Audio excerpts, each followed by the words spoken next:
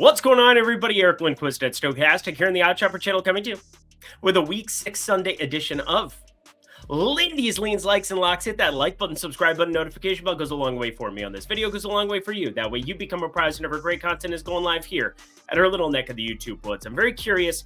Hopefully we get some MLB going here next week with 2 game slates, because the one game where you go lean like lock, those are a lot more difficult than doing NFL, a lot more difficult than even doing NBA, I think, where you can really find some value betting some stuff early in the playoffs and things of that nature. But yeah, it's going to be 2 game MLB slates for me going forward. But NFL, that was not such a good Thursday night for me. It was the first, coming off of 3 Thursday night sweeps and a Monday sweep from that week. Kind of got obliterated outside of the fact that, yes, on this video, like the lock misses, the under ended up getting obliterated by ridiculousness and Laviska Shenault going for punt return or kick return touchdowns. But anywho, it was nice to get our guy, Mr. Walker himself, Kenneth Walker, going over those receiving yards to really bail out myself and many others. So anywho, we continue on our merry way to Sunday's slate, and well, a lot of talking here on the onset. So just check out Tails. I'll talk about him a little bit later here, of course. Lindy50 if you want to sign up and get all of my goodness right there on screen. Daily picks,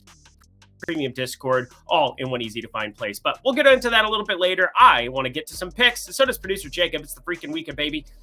Not going to finish that one. He's a bad person. New shiny thing. Let's get to the picks. Oh, this is a zesty meatball to start off your day over in old Britain. I don't know what accent I'm doing. Anyway, Jacksonville and Chicago here. Jacksonville, they go to England all the time. They're very, very, I don't know, are they like London's team at this point in time? I know that they had talked about, with Khan being the owner there, that they were thinking about moving out there one point in time. That would be ridiculous.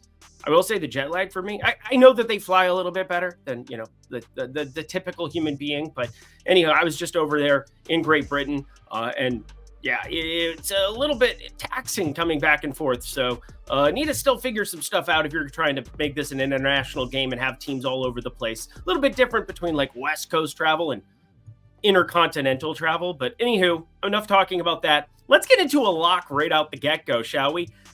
I don't know what to make of Doug Peterson as a football coach. I don't think he's all that great. Obviously, he won a Super Bowl for Philadelphia and then got ran out on a rail. And then the Nick Sirianni thing has been some hot, some cold. They bring in Kellen Moore as an offensive coordinator there to kind of bail out their offense. And I think they're going to do a really good job with that. Getting back A.J. Brown, Devonta Smith, we'll get into that one later. But for this specific game, I think you just start, well, I'll talk about Chicago for 2 seconds. Caleb Williams, we saw him functional. It was against Carolina. Take that with a grain of salt.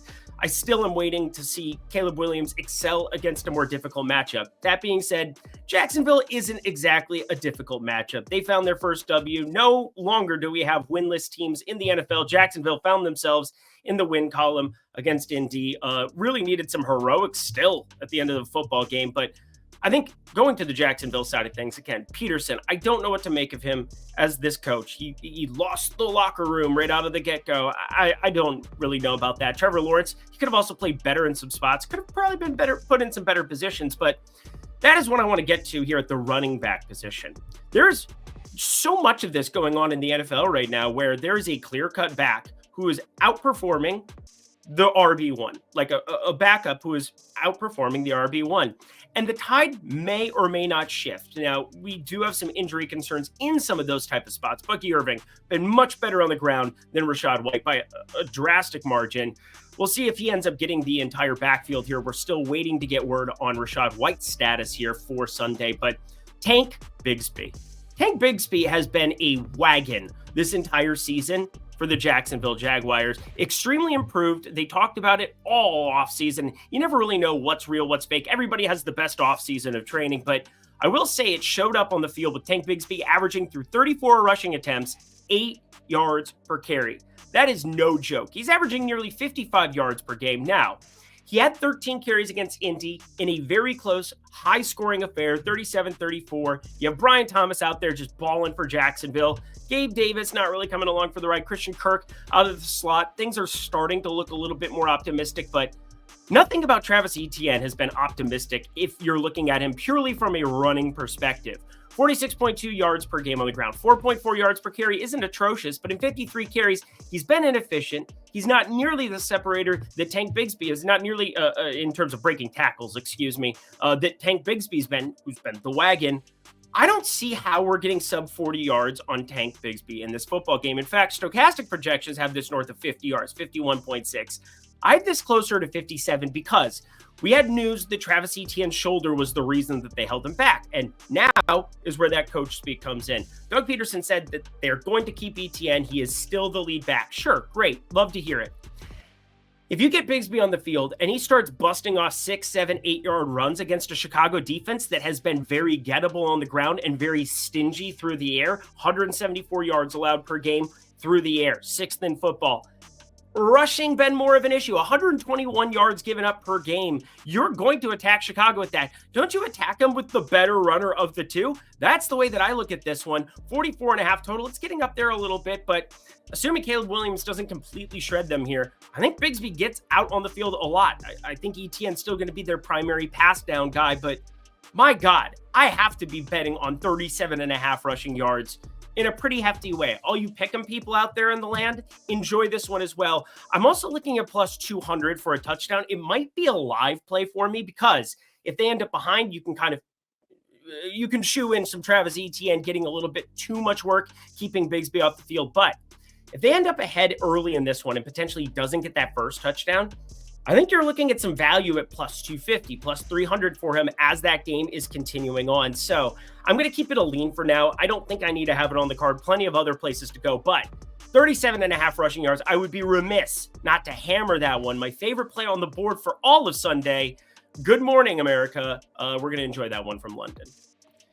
Houston at New England. All right, we talked a lot about a lot there of the ongoing things. We got a lot to talk about from an injury perspective on this one. New England, Ramondre Stevenson not going to be playing football. What does it mean? It means Antonio Gibson is going to be your main back out there. That's not what you're looking for in life, is having Antonio Gibson as a lead back of anything. Is he a complimentary back? Can he be serviceable like he was once upon a time, land far away in Washington? Sure, Antonio Gibson can be that guy, but I don't really see a lot of hope here for New England. Oh, and did I mention Drake May going to be playing quarterback back there for him? 165, 170. I mean, we're talking really low numbers here for Drake May in the prop department. But that's going to be a Houston defense that pressured Caleb Williams ad nauseum in his second game out of the gate in primetime. I find it difficult to invest your hard-earned money here on either side at these numbers because Houston, they're going to be down big piece. Nico Collins, who's been exceptional. All you fantasy people out there in shambles, you should be. If you don't have Nico Collins or were in Nico Collins, and now you're getting bailed out because he's on IR. He will be out for the next 4 games guaranteed. And Stephon Diggs out of the slot. This is going to be an interesting matchup because I'm a diehard Christian Gonzalez stan. He played at Oregon, quack, married into an Oregon family, and he was exceptional until getting hurt for the entire season, his rookie season. He was exceptional through a couple of games, and I think he's still going to be a shadow corner guy, but I don't think he follows Stephon Diggs into the slot. These are a couple of the numbers we're starting to get where it becomes a little bit more tried and true. I'm looking at that from the Giants and Cincy spot as well, where which corners are going to be shadowing who and how. It's not a gigantic part of my analysis because I think you find ways to get your best player involved on the offensive side. And I think Stephon Diggs is that with Nico Collins out. Tank Dell going to have to step into a larger role. And then my guy, Xavier Hutchinson from Iowa State, my alma mater, he'll be on the field, I think, a lot in wide receiver sets, considering he played above John Mechie, a little surprisingly so early on in the season when you've had one of those pieces out or dinged up like Nico Collins last game. So lots of injury concerns that exist. But it all comes back to me now. Your New England team totals. People are saying, hey, Eric, I want more totals. I want more. I love the under 15.5. I have no idea how New England moves the football against a Houston defense that generally isn't crazy formidable, but has amazing pieces on the defensive end and has shown that they can get pressure on some of these weaker offensive lines. Ramondre Stevenson, the best offensive piece, not going to be out there for Drake May in his debut. That is not helpful. Under 15.5. It's inside of minus 110 right now at FanDuel, minus 106. Fire it up for a half unit. I like a lot of bets early. Washington going into Baltimore. Washington, this is interesting because I do think strength of schedule is something that people don't factor into their analysis enough. They basically blanketly say, oh, this team is allowing this yards per game. But yeah, if you had a really difficult strength of schedule, you got to assume that things can get better or worse based on how you've started out. Washington, one of the easier strength of schedules, 29th in PFF grading. I have them graded 30th for what it's worth. So the third easiest schedule in all of football here for Washington to start.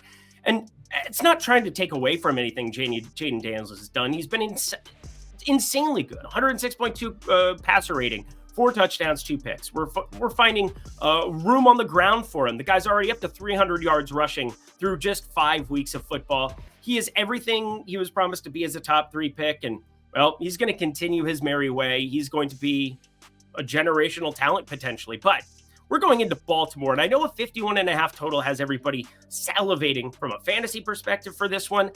I'm going to throw a little bit of caution out here because Austin Eckler could be enacted as the RB1 in a pretty hefty manner if Brian Robinson isn't a go. He did not practice the entire week. You want to be paying attention to stuff like that. And Jaden Daniels, I think this is going to be the most difficult passing defense that he's had to go up against here. Baltimore been a little bit gettable here on the ground, but despite their slow start, I think they have a lot more pieces. I think games are going to still shoot out because teams have to be attacking the likes of Humphrey and Stevens and even Hamilton out there at the safety position, roaming the desert. He's had a down year by his standards, but still one of the premier safeties in all of football. I think Baltimore is going to be just fine, and I think we'll be just fine running the football up against Washington because they can't stop nosebleeds from time to time.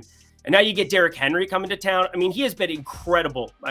Not coming to town. He is in the town of Baltimore now. Touchdown in every single game. We've backed him in how many games consecutively? Anytime touchdowns. It's starting to get berserk. Some of these numbers are getting ridiculous, but we can pair it together with his rushing and have ourselves a nice little increased payout. Derrick Henry over 82.5 rushing yards. This is a just disingenuous number. And you probably have noticed, I don't say a lot of like, oh, he's done this in 4 consecutive games, but Derrick Henry's gone for over 82.5 rushing yards in 4 consecutive games. Just thought I'd throw it out there. Baltimore's going to run the football. They're going to be really good at running the football. Just watch them run the football.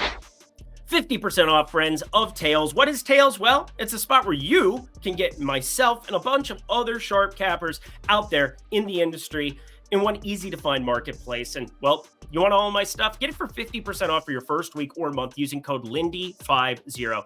$10 for your first week, $25 for your first month. It includes daily picks. It includes premium Discord. We also have amazing deals going on. Portfolio EV. Check out my Twitter at X. At Eric Lindquist. There you go. That's me. Hi, just my name.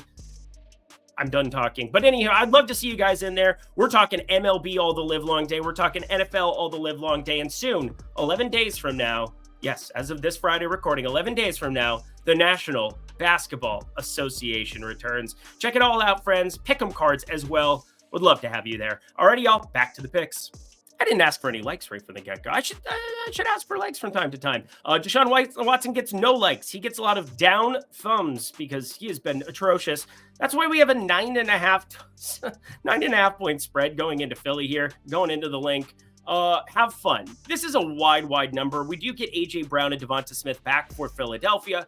Those are gigantic toys. And Dallas Goedert, I'm very curious where some of his numbers solidify at. I'm seeing like 4 receptions, 3.5 receptions, juiced heavily towards the over.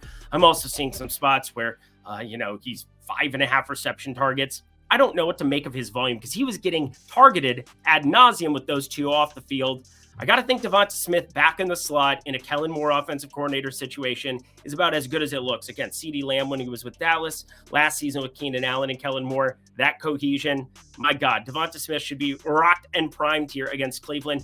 And Cleveland, really good defensively, but offensively, absolutely nothing. And Nick Chubb will not be activated here for week 6. That was something I was paying close attention to because I thought there was a chance that they would try to take all the air out of the football and just back their big back. I mean, that guy, he runs so bad with injuries. I feel terrible for him, but sorry, my nose itched. Anywho, we're going to be looking at the under of 43 in this one purely because I don't like anything from it. But as I was running through some numbers, again, looked at the Dallas Goedert props, looked at a couple of other spots. Don't really find anything appealing in this one. Plus, Cleveland, I thought about the team total numbers. They're way down there as well, as you might expect for, a team that's a 9.5 point dog. But I think you got to stay away from this one. It's probably going to be a pass.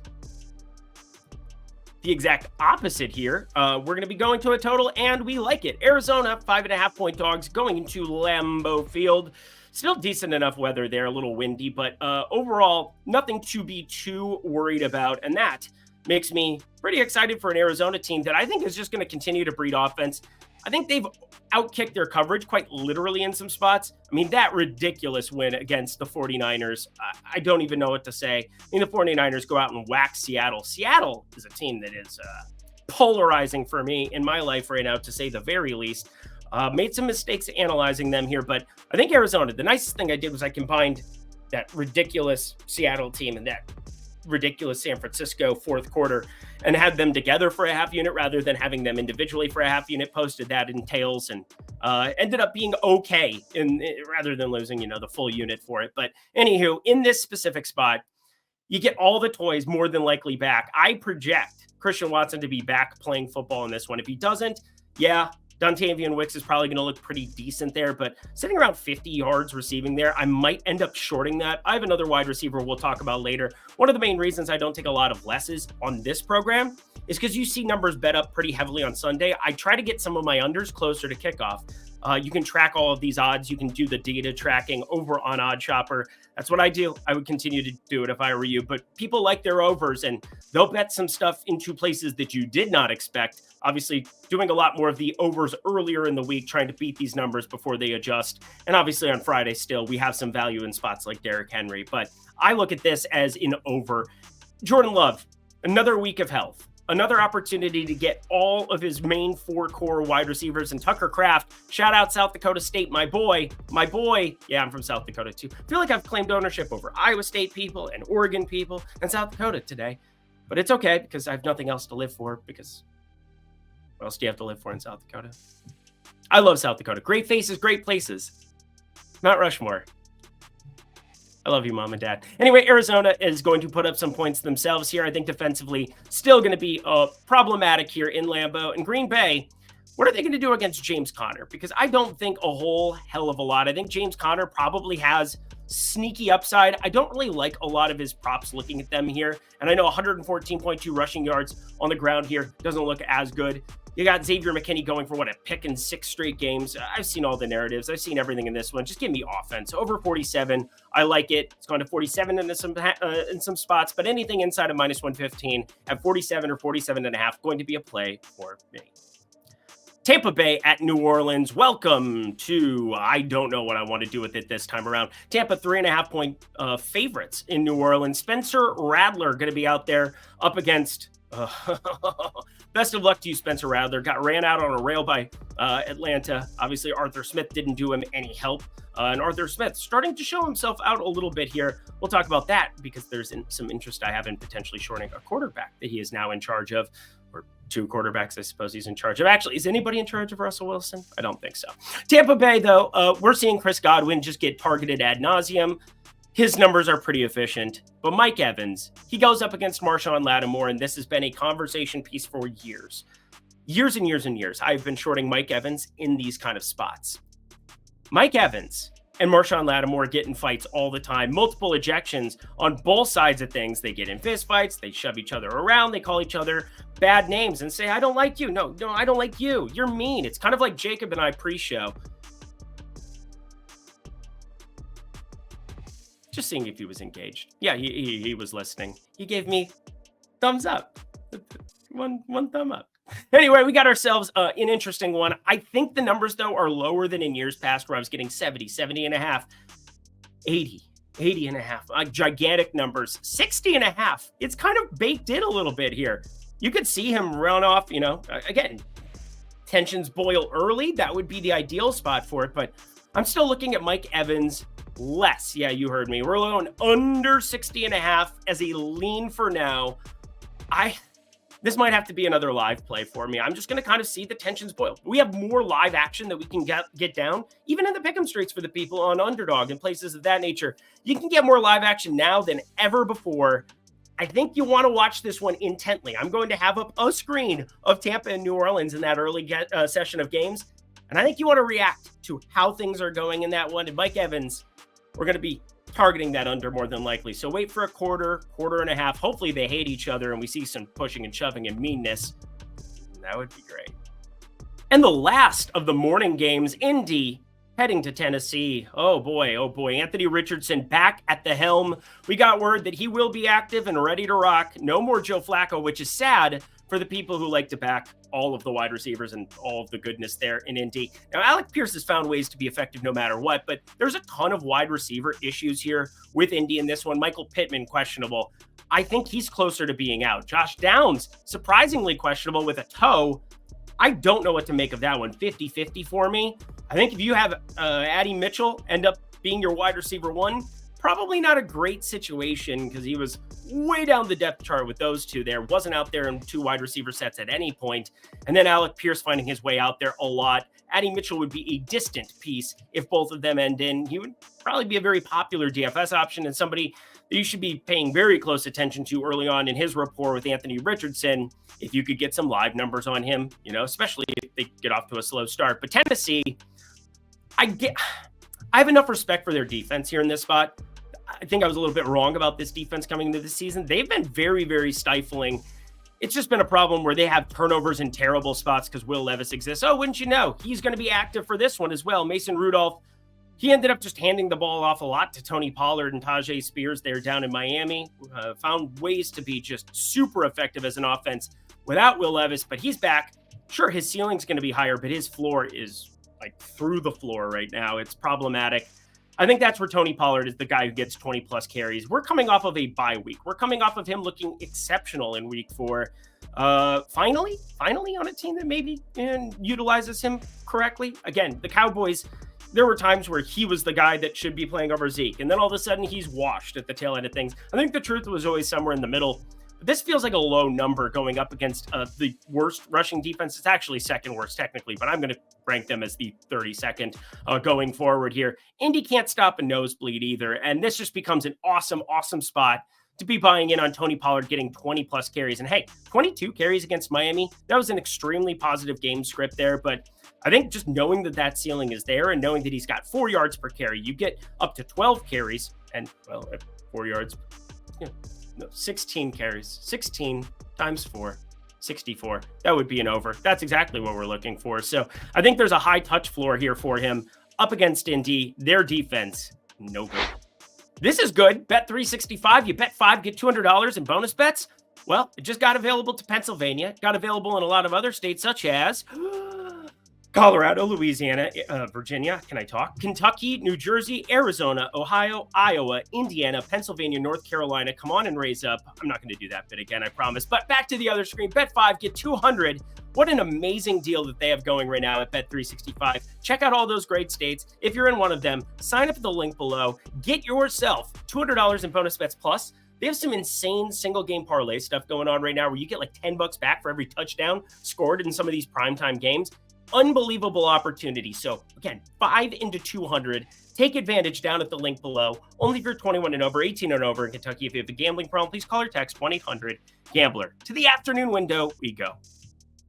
Going a little bit slower than normal, so I'm going to pick up the pace. We got the Chargers. We got Denver.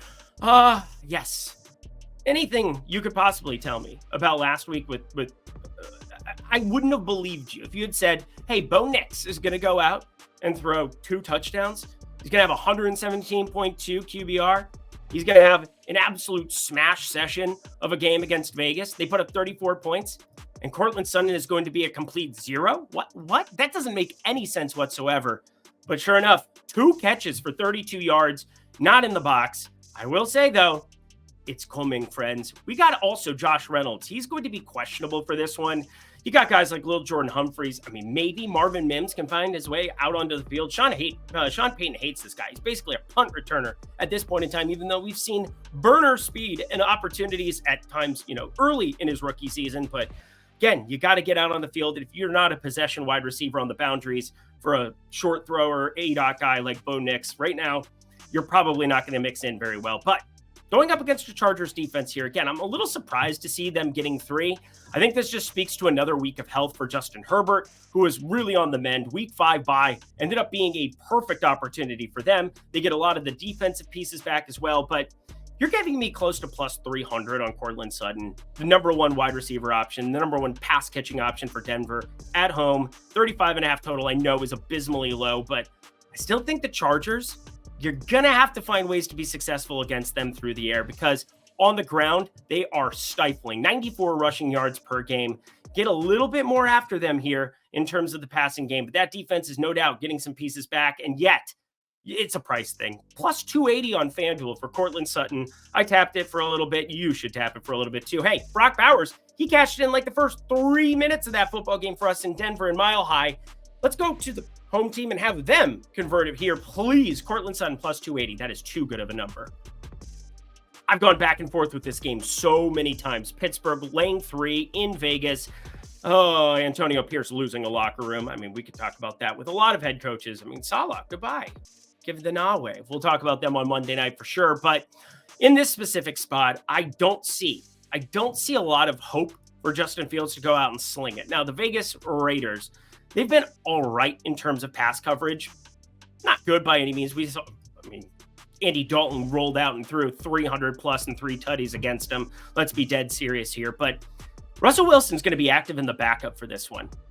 If something starts to go south, and it looked brutal, even without some main defensive pieces there, Micah Parsons being the main one for Dallas in that Pittsburgh primetime spot, you saw just no ability to throw the football. You saw George Pickens out there doing absolutely nothing. And if George Pickens is not engaged and putting up yardage, how does Justin Fields throw for over 185 passing yards?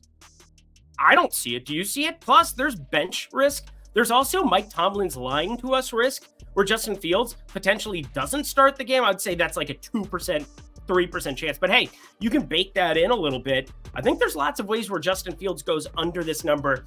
I'm not going to bet it now because, again, kind of want to get a little confirmation of what I'm seeing early in that game. A potential another, yes, your like third live number that I'm talking about here, but I have tons of interest in finding ways because, again, Arthur Smith, going to want to run the football. It's going to be another Najee Harris runs into the back of the line a bajillion times type script, and Jaylen Warren should be back for this one. We'll see. We'll see. Lots to be decided here. Detroit, Dallas. I'm looking forward to this one. 52.5 total. Bet down a tiny bit. 53.5 was maybe a little egregious here, but at some of these current numbers, we got to talk about the difference between mean and median, because when I project out yardages, I'm generally doing it from a mean perspective, but then I'm trying to adjust it for a median perspective. What do I mean by that? Well, elementary math, where mean is basically the average of all things. But when you think about, Derrick Henry had those 200-yard rushing games against Houston, when he was in the Tennessee Titans uniforms, and he'll probably do that in Baltimore uniforms too. We hope. Hopefully one of those times is Sunday. But Derrick Henry has those 200-plus yardage games, but you can't average everything together and have that number listed. Otherwise, books would get smashed by people taking unders of those mean numbers all the time. So those numbers end up a little bit lower. But also, when you're projecting it out yourself, you have to be taking those numbers down because the median, you're going to have times that players get injured. They put up flat zeros. You have Kenneth Walker who had like 2 carries in a negative game script against the Giants. I would call that an absolutely insane outlier, but those show up, and those are going to be things that just smash from a median perspective. And that's what I'm looking at here with Amon-Ra St. Brown. Now, Dallas, congratulations to them. They beat up on Pittsburgh. George Pickens, once again, wasn't trying, but you found something. I wish I had just leaned into that read a little bit harder, because Jalen Tolbert, there was obvious rapport there with Dak Prescott, and it comes out after the fact how much they work together in the offseason, how he's more than just your regular wide receiver 3, that they're good friends. And with Brandon Cooks on the IR, they're going to need him. They're going to need Fergie Ferg, make you love me long time. Jake Ferguson action, lots that's going to be coming out there. But on the Detroit side, we've been riding Jameson Williams pretty darn hard this season. It's been beautiful at times. Again, that ladder, that 75-plus yard touchdown, we really needed that one for that ladder in that spot and hit the lock on that in the primetime game. But Detroit, Dallas here, I think Detroit wants to run the football a lot against Dallas, and I think they should be pretty successful at it.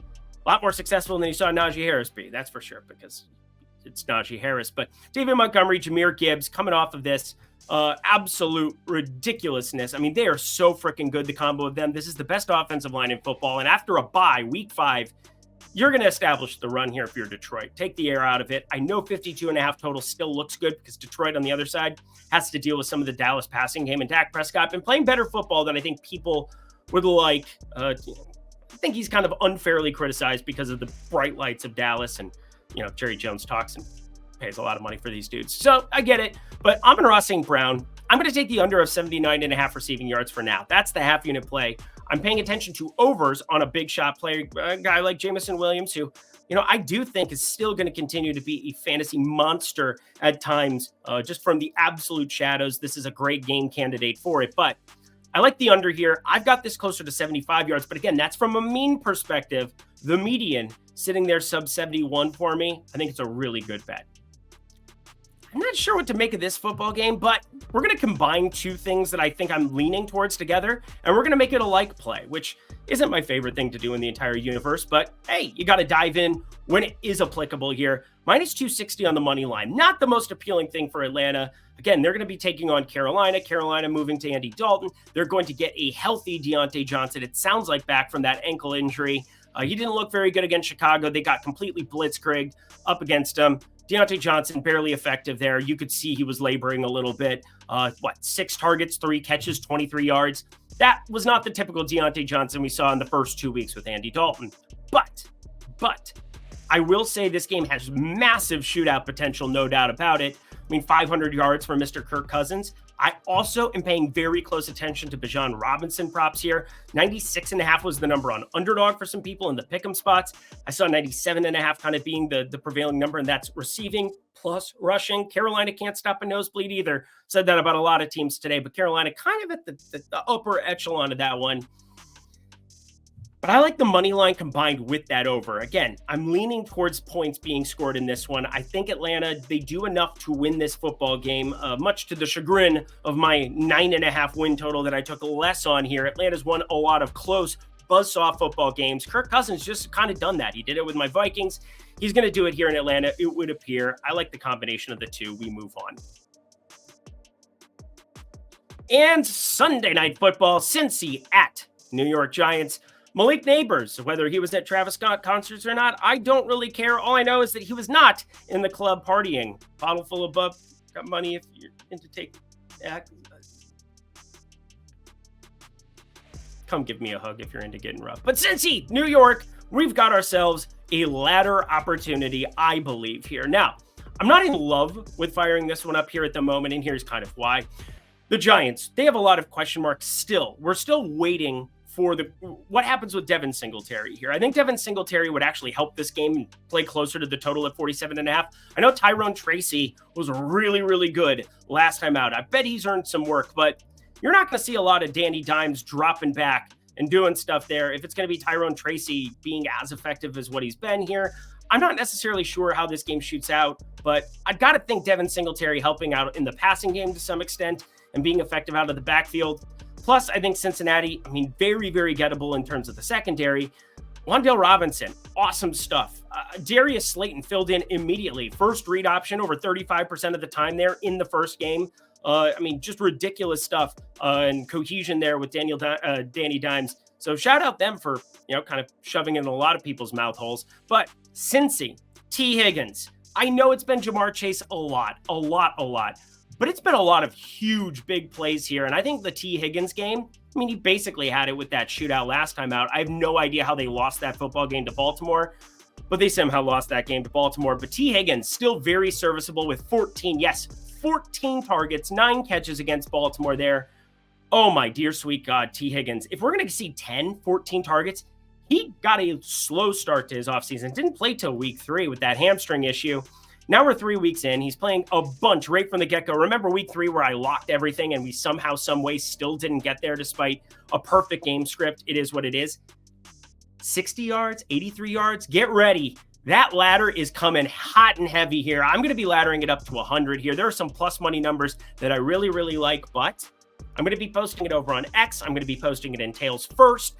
I want to be firing it up here, but T. Higgins has to be getting involved here for Cincinnati to establish things. Zach Moss is going to be active for this one. Probably a plus here because Chase Brown, I don't think, is as good of a back here. Keep Cincinnati's offense moving the chains here, but T. Higgins, he's going to be your boundary guy here, hard and heavy. Jamar Chase, get away from some of those 60, 70, 80-yard touchdowns. That would be great because then my boy can have a little bit of piece of the pie.